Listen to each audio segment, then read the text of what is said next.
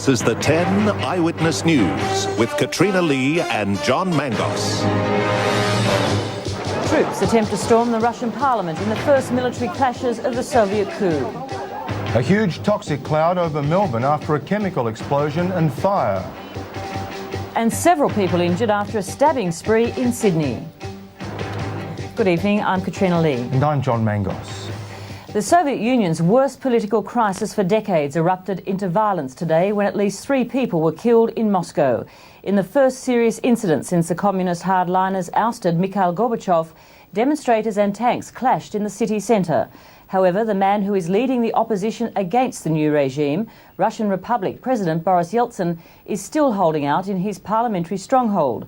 John Gatfield compiled this coverage from our international news sources, including America's cable news network.